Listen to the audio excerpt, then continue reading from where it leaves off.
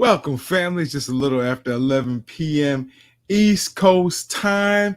You were in the Beatdown. Your host, Brew. My partner should be along shortly. Hey, we've had a busy weekend of sports and news. So I'm sure it's going to be a lot of stuff we're going to jump into tonight. Shout out to Mississippi. Hey, you know what I'm talking about. What's going on, Badger? What's going on, bro? What's going on, Badger? What's going on? Can you hear me? My mic low? Say it again. Is my mic low? No. Oh, okay. It's good. It's good. Um, hey, I hear your second home took a vote and decided to change their flag. Say it again, bro. I can't hear you. I hear your second home decided to take a vote and change their flag this Oh, weekend. which second home was that? Mississippi. Oh, nah, I don't. I wish that was my second home slightly. Nah, but nah, good for them, man. I mean, those type of things should come without saying. I mean, it's 2020. What are we still doing? Easy, because the mindsets haven't changed. Well, apparently they have. I'm just mad it took this long. I mean, this should have been a thing. But it wasn't a clean sweep. I think the Senate had it like 60 or 85 to 32, something like that. The state Senate. So, or 34. There were at least 34 people that wanted to keep it the same way. So, 34 minds out of haven't changed that 34 far. out of what? 100? Yeah. That ain't bad. That's 30%. That ain't bad. Oh, come on, man. I'll take 70-30 odds over 69-31 any day. Anyways, So um, so that yeah, hopefully I'm working on getting a judge from Mississippi to come on Thursday on the beatdown. So hopefully we can get that wrapped up because I think that'd be a pretty cool interview. oh yeah, most definitely.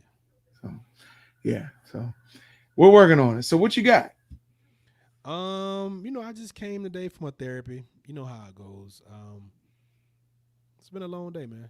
But it's been a better day. So, we'll try to keep positive vibes. Before we get into anything combat sports related though. You been keeping up with the versus battles on IG? No, it's been a Uh while. Me neither, but I think there's a battle brewing between Fab and Jadakiss. That, I like that. I like that. That's a good battle, man. look, That's I'd a good like to battle. see that in the ring. And the,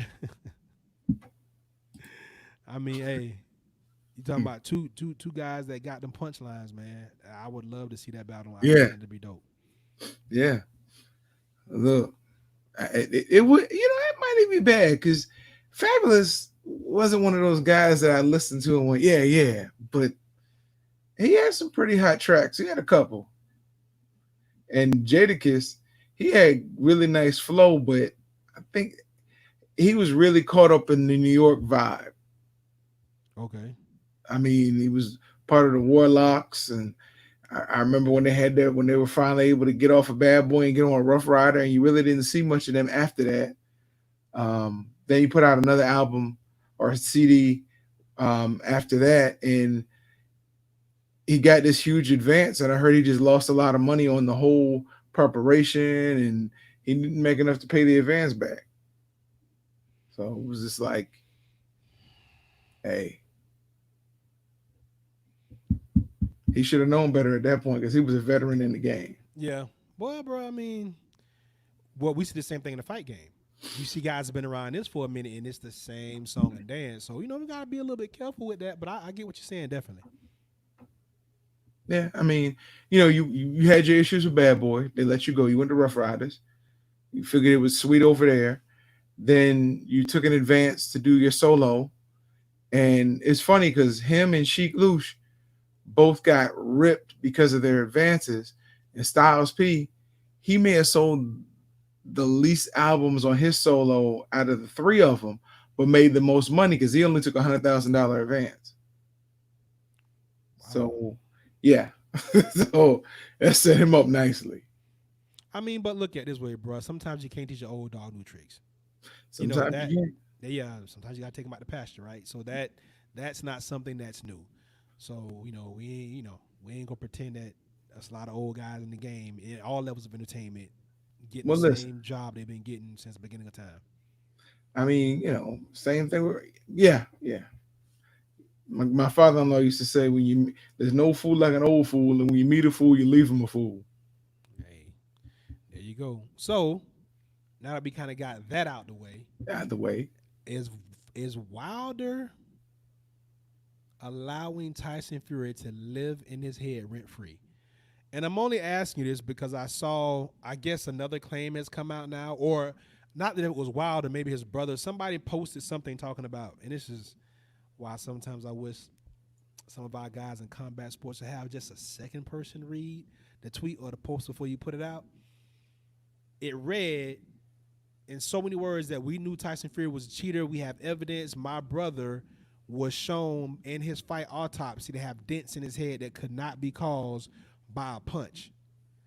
Now, before we get to the obvious, and that's that someone from Wilder's camp is making yet another excuse for him, why did you use the word autopsy in that whole statement? it was the best word he could find at the time. Listen, a mind is a terrible thing, but I don't think they're making an excuse. You look at it as an excuse. I don't think they're making an excuse. He said after the fight, he lost the fight. Now, when you start finding out reasons why you lost the fight, it's not an excuse. The man's a cheater. He's a cheater. Stop giving him a pass. Well, I don't think that I'm giving him a pass. I think that at this point, while we're still talking about it, you should be focused not completely on this next fight. And as a matter of fact, your performance was so bad in the second fight that you shouldn't want any memory of that. So But it's out yeah, there. stop talking about it. Don't mean you got to address it. Leave it the hell Oh, alone, I man, would because address it. I would it's address it making up until the bell rang. it's making him look weak. You got destroyed in a rematch. Right? And the first fight you got a draw out of that some people felt like you were lucky to have. I wasn't one of them. I thought he actually won the fight. I thought the two knockdowns and a couple of those rounds were swing rounds that could have went in his favor. So I actually thought he won the first fight. But, but, but, in that second fight, you got work. You You got did. that. You got that business. You did. So we But is went. his brother talking about evidence from the first fight or the second fight? From what I gathered, I thought it was the second fight. I know he was talking about the first fight. Right. I thought it was the second fight as well. So if you have evidence from the second fight, put it out there. Don't just talk about it. Put it out there. Yeah, but get the right words too. You said autopsy. Well, look, I'm just glad he was able to pronounce it. That's messed up, bro. It is. But it's just as messed up as you said making fun of the man choosing the word autopsy. I Yeah, mean, some things you just can't ignore. And listen, I met Marcelo's Wild, had a good conversation with the brother. He's a cool guy. He's a cool guy. I think he's finding it a little bit difficult to fight in his brother's shadows, especially with him already having two early losses. So I don't know, man. But anyway, shots out to the Wilders, man. We ain't yes. over here. We just And then, let talking me be about what we honest with see. you, though. You thought Wilder won the first fight. I thought he was lucky to get a draw because I didn't really give him any other rounds except those two with the knockdowns. But there were a couple in there that could have gone either way. I wasn't going to argue it, but Fury showed, yeah. I mean, I really thought he lost that. He was lucky to get a draw at the first one. That was my opinion. We don't always agree on stuff, and that's what makes for good content. Yeah, yeah. I'm with you on that, man. I just think that and that may and you know what? You're probably right. I probably took that too literal. Literal. Maybe that is part of it, right? Maybe it's the gamesmanship. Maybe it's the buildup of the hype around the next installment of this trilogy. I would just think you could go about it in a more creative way than that. Oh, I'd be very creative. I'd have a camera crew in front of Tyson Fury's door, and I would drop the evidence right in front of his door just to see what he had to say. Or I would take a blast from the past and drop a bear trap on his front lawn. Wow, you gonna pull a Ali, huh? Wow. So, let's see what else is going on out there. Oh, so what do you think about this whole? I think we didn't cover this last week, but there was a fantasy fight put out there: Floyd Mayweather against Joe Boy Cherry Hill or somewhere in DC. Sugar Ray Leonard in the prime. Who you got? Ray You or and I Money talked about Made? this. We talked about this off air. Okay, it was Um, off air. Okay. I saw this again today, Ooh, I and got listen. You better come correct. You better oh, come correct. honestly, bro, I love Silver Springs, Maryland. I really do. I really do. I don't know. Y'all in his prime, I may. I think Sugar Ray fought had a more stacked deck against him. The fighters back in the day. Um, but Floyd is a bad boy, man. Floyd's a bad boy. Um, the more I think about Sugar Ray's competition and how he did Floyd's dad, I think I would go with Sugar Ray, prime against prime. Wow, really? It was hard, bro. It was hard because Floyd is a monster, bro. He's a monster. I wouldn't put any money on it because I wouldn't be surprised if Floyd won. Well, in a sudden turn and twist of events, my friend, I'd have to agree with you, and I don't want to. But man, as I sit back and watch, now I will say this: I will not let you give Sugar Ray a lot of credit for his resume. All right, Sugar Ray did fight three Hall of Famers, all in their primes. That says a lot. Mm-hmm. But the Donnie Lalondes and there's a lot of other guys on that list that just probably shouldn't have been in there with him. It Conor just McGregor, Andre Berto, Andre Berto's a former world champion. right, but he was not in Floyd's class. You said that at the time of the fight, and Listen, Berto's your boy. listen. But what Andre Berto did from 2007 to about 2010, 11 was pretty impressive, bro. It was, Um, but when was the fight? and Andre Berto is as physically talented as anyone in all of boxing when he was younger. He's still Andre Berto still got some of the fastest hands right now, and he's old and worn. Now, with that Yeah. being said, you're right. When Floyd fought him, he wasn't even in his prime. He always had holes in his game. Listen, I take nothing. So Floyd would have beat him regardless. I But take when you nothing. look at the Diego Corraleses, you look at the Arturo Gottis, you look at the Ricky Hattons, he beat a lot of Hall of Famers, bro. Oscar De La Hoya. And no Oscar De La, and I didn't even mention him. I was gonna put him in the name up there with the Pacquiao and stuff. But when you start talking about those guys, those are Hall of Famers, man. I got you. So But when you got when you had Hagler, Hearns, I mean, and Duran, and yes, and Duran, all those guys would be in anybody's top. I don't know if Hagler makes the top 20, maybe, but most people's top 20 all-time fighters, you're going to see Durant and Tommy Hearns in most people's lists, right? Um, to I me, just, but I don't know. Granted, it was the murderer's row, right? That was the actual Mount Rushmore of that generation. Those yeah. are the top four guys. But when you look up and down Floyd's resume, man, you're gonna find a lot of Hall of Famers and champions. Now, when he fought him at the time and all that, that could be strategic, but the Yeah. resume of the guys he beat doesn't change. Well, it does. It does because it also matters where they were in their maturation when he fought them. The names, yes, they're Hall of Famers. But where were they in their maturation? Listen, I'm going by what you have said. Floyd picked the right time to fight Canelo before Canelo became Canelo. Okay, and that's true, but it's also true because Canelo would have outgrown the weight class. Floyd was never going to fight anywhere but 57. He did the 54 fight when he got out of prison. That was just to get a belt and get some stake back in the game because he had been gone and to go back down. So that he would have never fought Canelo if it wasn't for that time. 2 or 3 Right. years later, this dude sucks down to make 54. He can't even make 54 anymore. I'm pretty sure he's having a hard time making 60. That's why they're starting to call him catchweight Canelo. So that fight had to be made at that time. But bro, what is Leon Spinks most known for? Honestly, two things. No. Okay. Two things. Richard Pryor and Robert Harris.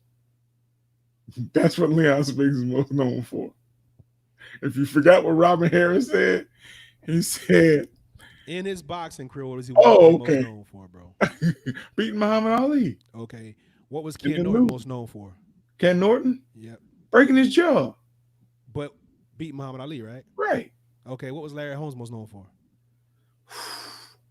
Retiring Muhammad Ali, Exactly. So even though all these guys face Ali at a different time, it all reads the same on their resume. right, right." So you But can't it take that doesn't away let from you Floyd. understand that Ali was like 80 years old when he But fought Holmes. I'm agreeing with you. I'm just playing devil's advocate. Most people aren't going to go that deep into it. They're just gonna see the name on the ledger, and that's what they're gonna get credit for. Well, listen, the one thing that I would have to give Floyd credit over Sugar Ray for, Sugar Ray lost to Hearns. Sugar Ray lost to Duran. He got revenge, but Floyd never had to get revenge on anybody because he didn't lose. Yeah. Yeah. It's- that's Touche. that's why it's hard to put anybody over Floyd because he fought who was in front of him. He was strategic about some of them, but you still had to get in and fight. Yeah. I just, I see Ray Leonard in his Listen, prime but listen, doing what Zab Judah was able to do to Floyd in his prime, minus Zab being the head case.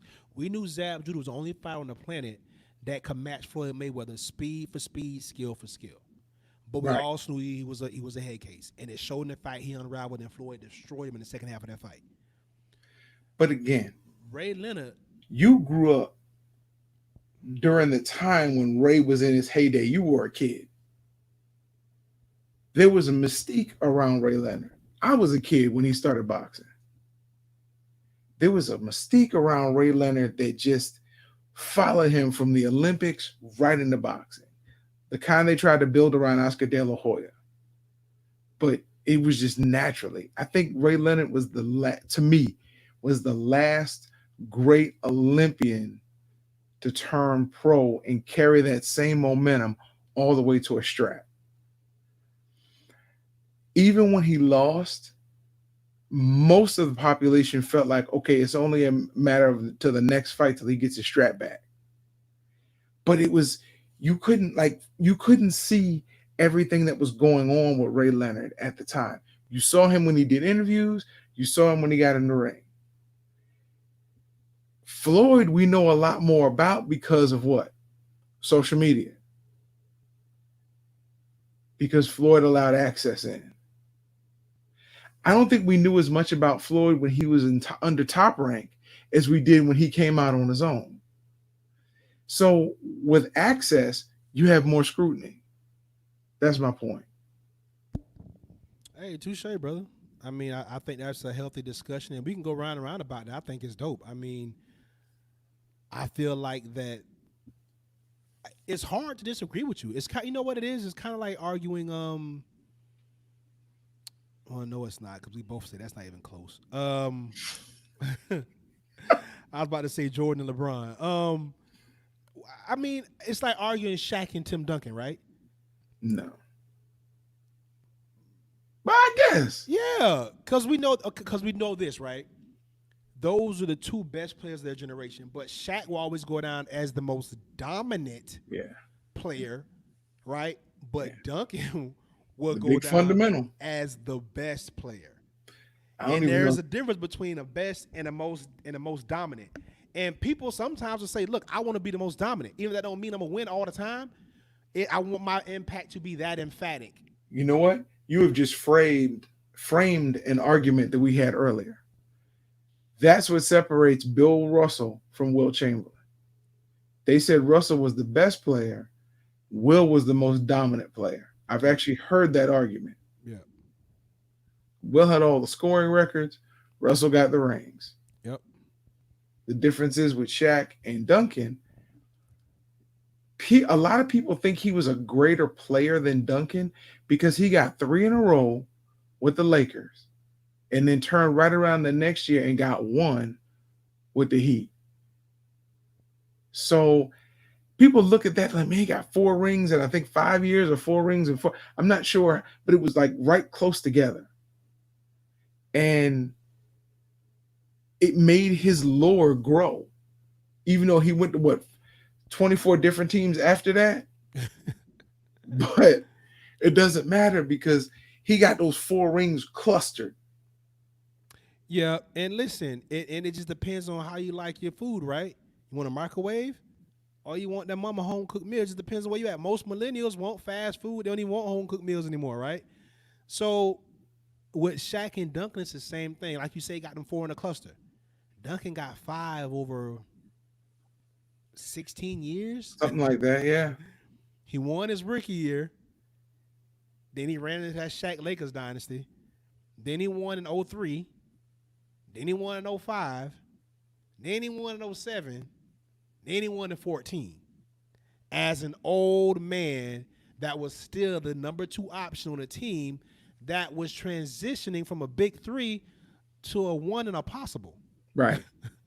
Right. That's a So heck of a spades hand. I Yeah. mean, so when you think about it, his career, I mean, that's much. And on top of this, he never lost, never had a losing season, and never missed the playoffs. Right. Well, it's funny because Shaq would tell you he was the best and then go out and show you. Duncan never had to tell you. He just showed you. You could be better than him at one thing. He'll find somewhere else to beat you. Yeah. I just I liked him, Duncan. I was happy when Coppin State beat them at Wake Forest, knock him out of the Yeah, tournament. yeah, But that was crazy. they played gorilla ball, and Tim's like, "What's this? What Yeah, is this? They yeah, jumping in lanes? What is?" yeah, But I like Tim Duncan. I really do. I think he was a very smart player. He could be aggressive when he needed to. He was not soft, like a lot of people tried to say he was soft. hmm, He was not soft. He was just a very smart player, and that allowed him to get 5 rings. yep, yep. So yeah, so back to the Mayweather and Sugar Ray comparison. I think that's just kind of where we stand. You know, I think it kind of does. I kind of just goes with your personality, and that's different for me because I tend to identify with Floyd more than I identify with Ray. But it was something about Ray Leonard, man. Especially when that Afro got real poofy. Yes, Man, he was vicious. he liked. Yeah, He had that dog in him. The he same was. thing that you can look and see in Andre Ward's eyes. The Yeah, same thing that you can look and see in Terrence Crawford's eyes. The same thing that you can look and see in Bud Crawford's eyes. I mean, Earl Spence's eyes. It's something in there. Like you can look in some dude's eyes and just see that man. This dude really want to hurt me. shout out to Mark Clark. You're right. Yeah, Um, yeah. Everybody ain't got that dog. Some dudes just fight. They just fight. And you and got his some, and being a dog not necessarily make you a better fighter, but it's just something in them it eyes, can, man. it It can. can, but it doesn't necessarily warrant that. But listen, at the time Ray Leonard was in there, Hearns had that dog, Hagler had that dog, and Duran had that dog. Mm. It was you can make an argument for other people beating more champions. And I'm not talking about Floyd on this one, but you can't make an argument for people beating better champions. And it was just I think it was just the aura of that time though. Yeah, it was a heyday, man. It You was a weren't heyday. able to get it on HBO at that point. You had to go to a like the Spectrum and watch the fight, or in Baltimore you go to the Baltimore Arena and watch the fight on closed circuit. Closed circuit. At pay-per-view of today, closed circuit. Mm. There were a few bars that had it. I remember my dad dropped us off at the train station, the Leonard Hearns first fight. Mm. We were coming to Florida. He dropped us off. He was so happy the train was coming down the track. I don't even think he stayed for us to get on the train. He had to go find somewhere to watch that fight. Mm. And to come find out Hearns won it, it was just everybody in Maryland was shocked. Yeah. But it was just a different era, man. It really was. Today, when you look from 2000 on or 96 on, when King Vision brought, I shout out to Don, got killed somebody, went to prison. King Vision brought fights to your home with Tyson, and then other ones after that, and then all of a sudden you started getting those pay-per-view fights. You just buy them. You didn't have to go to the club or the sports bar or the auditorium to watch it. So I think boxing became more accessible and more personable. So it was easier for people to identify with Floyd on a personal. That's why I say on that personal level, Ray Leonard and Hearns and Hagler and Duran, they were on that pedestal, bro. Because you usually had to wait to read the paper or see Good Morning America to find out who won the fight. Yeah. My bad. I'm gonna leave it alone. But No, just no, no. That's dope. I hear you, bro. it I'm in really agreement took with me you. back to that time. It was just like, wow, it was amazing. Yeah, I'm in lockstep with you on that, man. That's not a bad way to go about it. Makes a lot of sense to me. So, you got anything going on in Yes, okay. I want to switch to football Okay. I think I know where you're because going with this a everything little in bit. MMA right now is surrounding around Mike Perry releasing video after video. Okay, we got going on. Bill Belichick signs Cam Newton. Mm. It's amazing how they're not going to give Cam credit.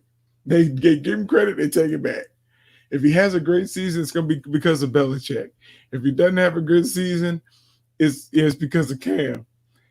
I like the fact that he got another opportunity to play. I thought the interesting conversation on ESPN this morning was they said that it was between him and Colin Kaepernick who they wanted to bring in, and they said Cam had been more active more recently, so that's why they brought Cam Newton in. Kaepernick wasn't active because y'all wouldn't let him be active. It wasn't like he was injured. Right.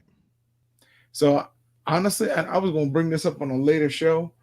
I just don't see Kaepernick coming back in the league. They have every reason, every excuse not to bring him back in the league. Every coach is saying, I'm sure I've heard from other teams that want to give him a look. Well, if every coach is saying this, who wants to give him a look? The CFL? Yeah, I don't see Cam getting the job back. It's because it's gonna be too weird. If he gets the job, is disingenuous, and if he doesn't get picked up, they still got to axe the ground, right? I just think I think this is a bad situation for Cam. I mean for Colin. Yeah. I think that at this point he's 32, which would mean he would still have a little retread left on him. I mean a little tread left on him. I don't think he's that Um, old. I think he is. It's I just don't know. I don't know. It's going to be a tough call. Part of me wants to see him get back in, but then again, a part of me is like, I mean, I think he's been so impactful at this point. Why get back on the field and risk it at this point, especially if you come back and you're not the guy that we all hope that you can be. So this may just be Colin Kaepernick's legacy, and that's okay too. I mean, um, what was my guy name in box? I mean, in baseball that created that helped spur the free agency thing. Kurt Flood. Kurt Mm. Flood was a decent baseball player. I think he was even an All Star for a season or two. Nobody remembers him for that. He's the guy that turned the tables in the favor of the athlete in baseball, right? Like With the Keith whole Byers in football. Yeah. collective bargaining, all that good stuff, right? And free agency and all that. So with the same thing with that may just be Cap's legacy. And if Maybe. so, that's okay because it transcends football. You know what? It You're could have bigger been now than you would ever been as a quarterback. it could have been his well, you know what? It could have been his legacy while he was playing. I mean, Well, what he did. the team wasn't going to win anyway. The team was very bad. You got to think after that second year, I think he got injured. They lost they lost a lot of games. San Fran was not good. They were decent the year after the Super Bowl run. They got back, but that second year after the Super Bowl, they weren't very good. It just went downhill from there. Yeah. So I'm just saying, even if he's a Super Bowl quarterback, I don't think he transcends culture the way that he does with what's happening with him now. The whole He, world knows who he is now. listen, The whole world don't care about American football. back then, he was a polarizing figure then. I don't know if you remember when he finally got a chance to to step in for Alex Smith, they focused on his tattoos, the crosses on his arms. They focused on, the way he paid tribute to things. Because remember, he was a clean cut dude when he first came in the league. Then he was just. Then it was on to his hair, and then he started kneeling.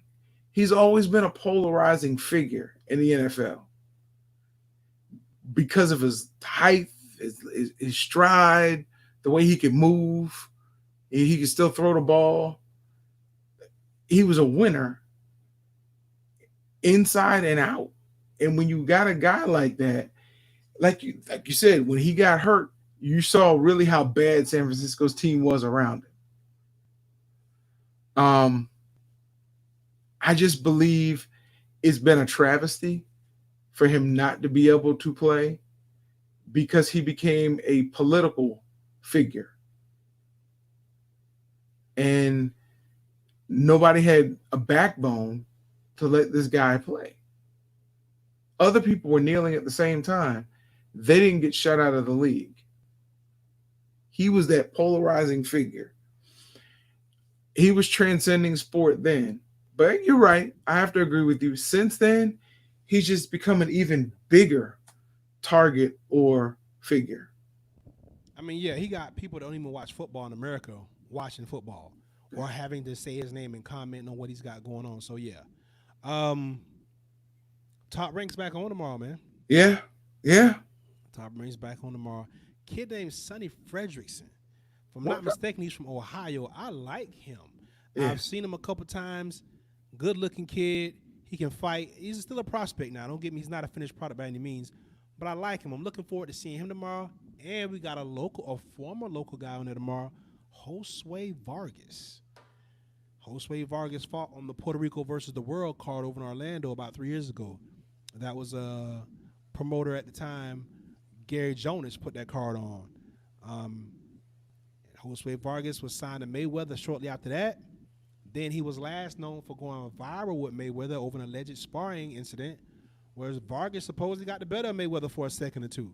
And he supposedly was going to put the video out, and Floyd put a stop to that, and that kind of gave him 15 more minutes of fame. So it's going to be interesting to see tomorrow, man. I'm interested in a couple of those fights. Hope I can make it back from my workout session tomorrow to sit down in front of a TV. Check them out. Josue Vargas. Yep. I should Trained be a, over there in Orlando with Jason Gallarz and those guys. I should be a ring announcer. I got the names down. Yeah, there's a future for you. Vargas. Yeah, there's a future for you. Yeah, okay. Really? Just Anyways, um, Fight Island's coming up. I can't wait. We're gonna be getting into that soon and talking about Fight Island. And that Gilbert Burns fight versus Kamaru Usman. 2 more weeks. Uh, 2 more weeks, bro. that's gonna be lit right there. Man, I can't wait to start doing some breakdowns on this fight. Yeah, I can't man. wait. I'm not gonna touch it right now. I'm gonna leave it alone. Nah, because we'll burn ourselves out. Mm-hmm. So I just want to give it. Yeah, you're right. Give it a little time. But just know it's coming. Just know it's coming. Hey, 4th of July is coming up this weekend. Yeah, it is, man. Old Glory, right? It's her birthday, so it's like the kid that doesn't find his birth certificate, doesn't know when his birthday is, but he's like the only 6-footer in kindergarten class. He know he's not 6 or 5. He's Yeah. gotta be at least 13. It's kind of like America, right? We do like she was old before we got here, but we just decided to show up, and now she's like 400. See, it's your fault. You keep bringing things up to keep reminding me of the Robin Harris talking about the Spinks brothers. 300, my bad. I'm tripping. 300. Yeah, go ahead. 400 since slavery, but Robin Harris was talking about he was in the 5th grade with Michael and Leon, and they were both dumb because they were like 15 and 14 in the 5th grade. And Leon was trying to cheat off Michael, and he said, Michael. Michael said, what? He said, how you spell farm? And Michael said, what are you, stupid? You spell farm E-I-E-I-O. You gotta chill, bro. Come on, bro. When Robin Harris told that joke, that was hilarious. Robin Harris, man, listen, Robin Harris kind of reminds me of like Bo Jackson, right? He hit the scene real hard. He's like, oh, he gonna be great. And then he gets injured, and it's like, well, what could have been? Yeah, He passed away so soon. yeah. He would have been. What would have been if we'd have still had Robin Harris, man? That's crazy. But he had been out for a while. He was one of those comics that did what we call the comedy chitlin circuit, the bars and the Mm-hmm. small clubs, and he never had that break until finally Yeah. somebody saw him. Because you have so many comedians that made it big that used to look up to him, Mm-hmm. and it was just nicest dude off stage. I forgot he was in I'm Gonna Get You Sucker. How did you forget that? Well, I'm saying it was a while when Oh.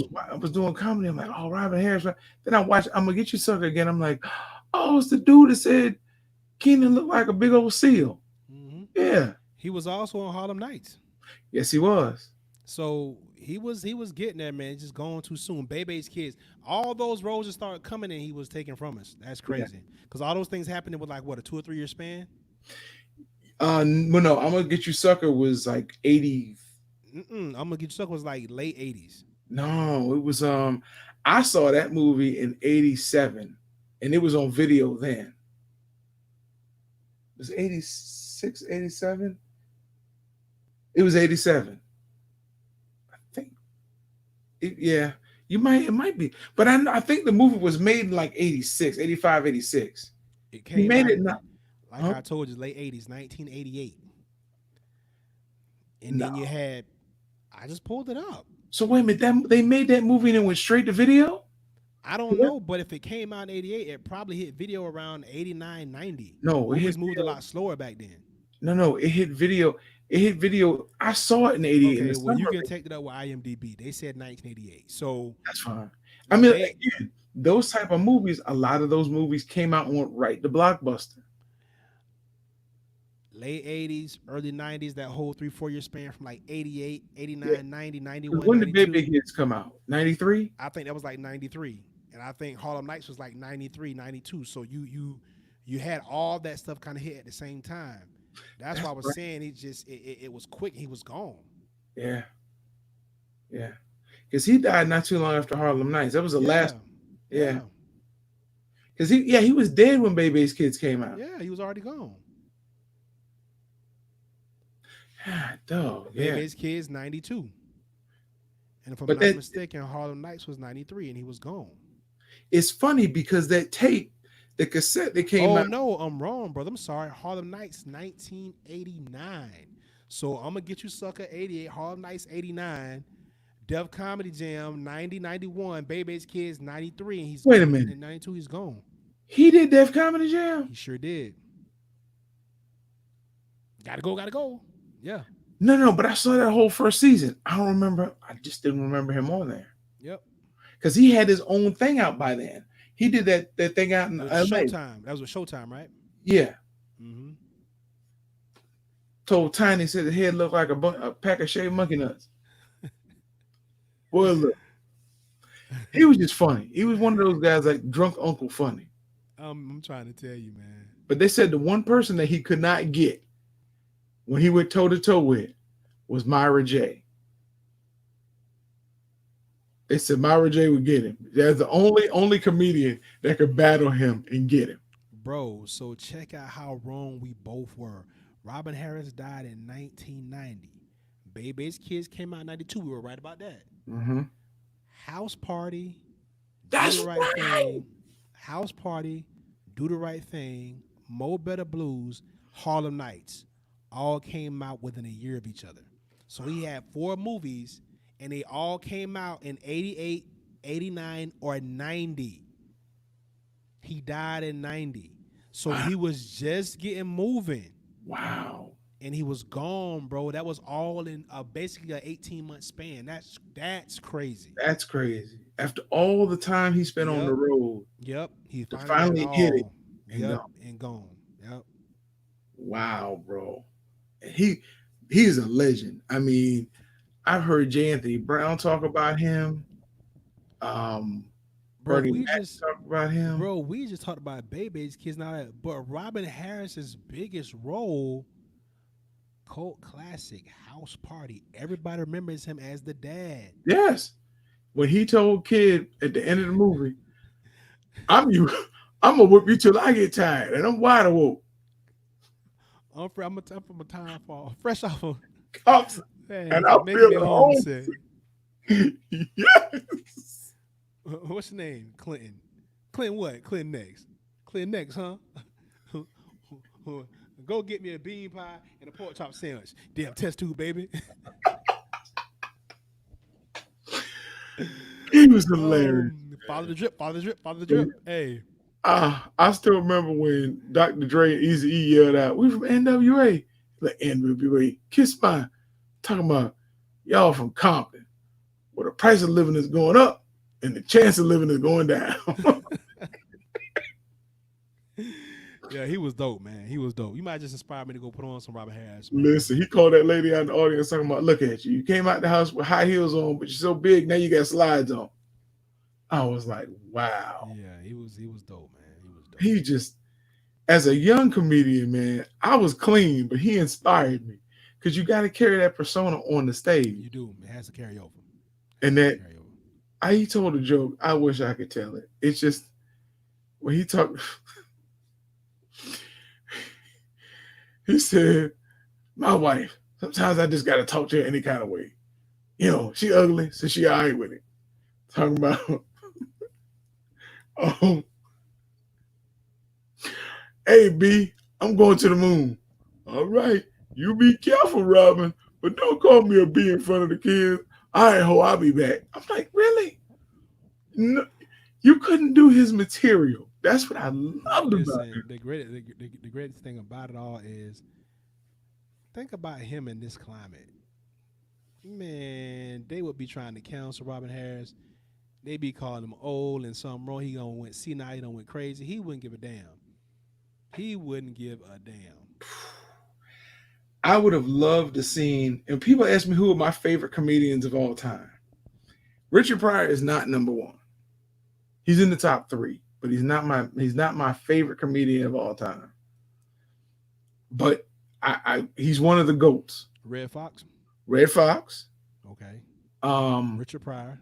Sinbad, Oh, that's your top three? Richard Pryor, Uh-huh. but right there with it would be Robin Harris, J. Anthony Brown, and tied with J. Anthony Brown. I know you're gonna look at me crazy, Jackie Gleason. No, that's cool. Gleason was all right, but you got four people. You got five people in three slots, bro. You can't do that. No, no, I went past my top three. Oh, okay, gotcha.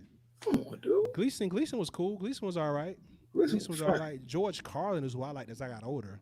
yeah, That's a bad dude there too. he was. Bad I dude. mean, and Chappelle.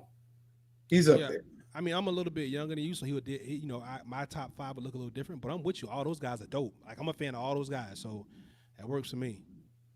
I love Sinbad just because Sinbad. I've only seen him only ever do one bad show, and that's when Arsenio Hall had his celebration at the Hollywood Bowl, and Sinbad was bombing until somebody yelled out something from the cheap seats, and then he said, "Oh, now I got something to talk about." He went in, but that was the only bad show I've seen Mm. that he's done. He's funny. He can talk about everyday things and just like when he came to Tampa, he said, "Tampa, the only town where they take a building and put it in the middle of a street." And I started thinking, I'm like, that's true. It just he was a good brother, man. Now I won't, because I can go on talking about comedians for hours. So I'm gonna stop right there. But Yeah, nah, but Sinbad definitely deserves his roses. Deserves his roses. Yeah, he's a goat. He's a goat as well. man, you really get my wheelhouse right there. No, that's all good. That's the beatdown, man. Make sure y'all catch us every Monday, Tuesday, and Thursday at 11 p.m. Eastern Standard Time. That's what we do. Yes. Combat sports and a bunch of everything else. So And then our formal show, the Fighter Share Report, will be on every Sunday and Wednesday at 7 p.m. We like to thank all y'all who tuned in yesterday for that, made that successful. And hey, shout out again to Mark Clark, no relation, who was tuning in, watching us on this one earlier. Hopefully he's still watching. What else you got there, boy? Hey man, you can bring us on home, man. I'm pretty shot for this evening, man. Okay. Well, no need for me to tell a story because we were talking about comedians, and no need to saturate the waters because we were talking about the great ones. I Okay. um I did run into a friend of mine who, when I started out doing comedy, she didn't recognize me either. When I started doing comedy, she was in the upper echelon of the open micers at the Comedy Works. Uh-huh. Her name was Jenny K, and I thought she had one of the best openings besides Thomas Brown's. She had one of the best openings that I had seen from a comedian. And Jenny used to talk about how she was coming home with her daughter in the car, and they were getting off at 275 and Fowler, and it was a guy with a "will work for food" sign. So she said, "You know what? I'm gonna do my part to help people out, help America be strong." She said, "I took him home and I gave him some work and I fed him." And she said, "Wouldn't you know it? The B was bulimic." She said, "I got upset till I figured out I could make this dude work for the same food over and over again." Dude, first Okay. time I heard it, I screamed. I That actually is pretty cool. That was actually kind of that ain't bad. I might have to try to steal that one. That was actually pretty good. she, As but soon as she, you said it was bulimic, I knew where you was going with it. oh, of course, but she never. I mean, I don't know. She was funny. I don't know what happened. I don't know if she moved away and then came back. You know, like I said, when I saw her the other day, she didn't recognize me. Well, back then I had braids, so probably Gotcha. a big difference, maybe Maybe slightly. slightly. Yeah. Hey, they say grass doesn't grow on a busy street. All right, y'all. We'll see y'all tomorrow, same time, 11 o'clock p.m. Eastern Standard Time, and hopefully on Thursday we will have a Mississippi judge on this show. That's what we're working on. So hang in there with us. For my partner, the Badger, my name is Brew. Thank you for joining us. Fighter Share Nation, this is the Beatdown. We out.